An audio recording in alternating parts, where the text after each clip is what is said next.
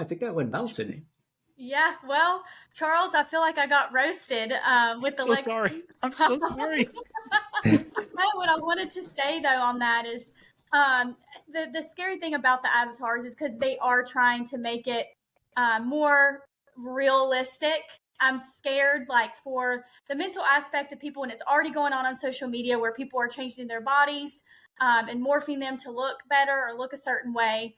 And it scares me that, with it trying to mingle the real and the digital together so much, what is that going to do to people when they feel like they look better within the metaverse?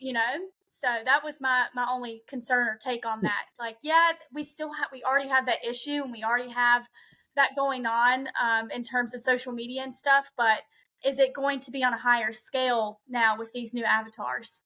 I think you're absolutely right, Sydney, because that is a well-known issue with Instagram filters, Yeah. where people will feel bad about themselves in real life when they're just see like they're like not only other people who have edited themselves to look better, but Yep. editing themselves to look better for social media, for posting on social media. So it is a problem that is well, let's not mince words here, Facebook's fault, and now they're doing it even more. So Yep. it's gonna be they're just magnifying the problem. You know when he said when Mark Zuckerberg was saying he wants to blend digital and physical worlds, Yep. right? So he doesn't want to just call the physical world the real world. Why can't it be a blend? City, if people can make themselves look however they want, right? Why would they leave the metaverse then, right? And also less laws. He even was going into right after he said that how there's not going to be as many laws in the meta because there's no need for it. It's fake. But it's like as you just said, we're trying to morph both of them together. That's a huge cause of concern in my opinion. So one thing that I want to say on that subject, and it kind of, frankly, I think feeds into kind of a lack of imagination on the part of a lot of the people in this industry, where like if you want to think about if that's the definition you want to go with for metaverse. By the way, no two people on Earth mean the same thing when they say metaverse. Oh, and balloons just came out. Okay, what is that? Sure. Whenever we talk about the metaverse, talk about the just metaverse. pop up. Sure, why not? Boom. Okay, I don't know why that happened, but anyway, my point is, if you want to talk about the metaverse in that way, my favorite metaverse application is Google Maps. Because what does it do? It overlays the real world and provides useful metadata about it. Like, when is that shop open? What are its hours? How do I get to this place that I want to go in the fastest way possible? Like, if you want to, like, a lot of the conversations about the metaverse are just so hyper focused on VR headsets. Yeah. Because that's the thing Facebook is selling. When useful applications are more AR, augmented reality, things that provide instant access to information about the world around you. And again, like I said, no two people mean the same thing when they say metaverse. It's not a word that has any real definition because it's the language of tech hype rather than any kind of real rather than any real product. So far, the only product that the metaverse has produced is breathless hype articles from credulous tech journalists about the inevitability of the metaverse.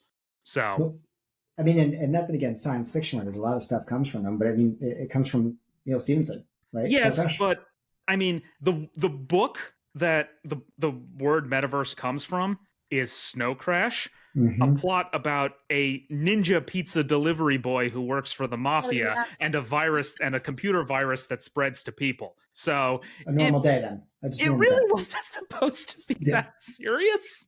Yeah. It was supposed to be a fun romp rather than here's what the future should look like. No, but besides all of that, and I would, if we had more time, Sydney, we'd definitely get into that. Yes. But otherwise, I thought it went well. Is there anything else you guys want to chat about additional? One brief note about Mhm. Teams, about the Teams meeting. So I'm thinking about it. You're on a Teams meeting. The Teams meeting gets recorded. All of your language, everything that you say gets converted to text. That text gets sent to an AI, and that AI processes that text. If you're doing like a meeting where a lot of sensitive internal information is being discussed, Microsoft is just sending that raw text to a lot of places. Between a lot of services, there's a lot of points of failure in that. Like, more power to the big guys. Like, what? Like, obviously that, like, Yeah. you're just in a state of constant surveillance now. But what happens when there's a data breach? Microsoft just has plain text of everything every executive has ever said on any meeting over Teams. Like, they just, like, that seems like that. I think they've already been doing it though. I think they have all this stuff already. Yeah. So I'm just saying, like, that seems like a pretty significant security issue. Well, I wonder if it could be used in the court of law as well. Yeah. Right? As another feature of, I mean, for even on the good side, right? Say someone says something bad or whatever on the meeting, could that be used as evidence, or I don't know? Like, could Microsoft be compelled to give every single Teams recording they've ever taken to authorities? Well, then they could say no, right? The San Marino, right? Unfortunately, the incident that happened in San Marino, California, where Apple wouldn't release their phone security, right? Wasn't that something that happened? Yeah, Apple took a stand saying that if a government requests backdoor access to any computer system, that is a catastrophic security vulnerability. Yeah. Like, adding that feature for governments it's just inevitable. It's going to make it available to bad actors as well. Yeah. So and that's the issue. Yeah. That. Oh, and by the way, the government also had a way to crack the iPhone. Eventually, they just they just wanted Apple. They just wanted to see if they could make Apple say, "Yeah, we'll do it." But going back to cybersecurity, though, I keep seeing these, I guess, Instagram reels of people hiring people that are maybe high up within a company, and they are nervous about their security and information getting out. They're hiring, like, you would a financial planner or an accountant for your taxes or what have you.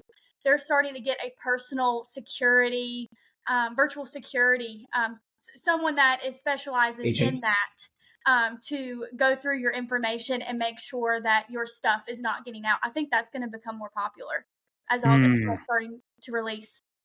Oh yeah, there's going to be roles that we're not even thinking of right now. Oh yeah, that is just going to be created, right? And that's what happens with these type of revolutionary type of products, right? It's the give and take, and then hopefully it just gives more, right? Yep. So cool, guys. Well, I thought this went really well. You like doing it? Yeah, that was fun. All right. Till next time. And I'm so sorry. I didn't mean to roast you, Sydney. I'm so sorry. Gosh, I'm kidding. You can roast me. It's okay, Charlie. I'm so sorry. Okay.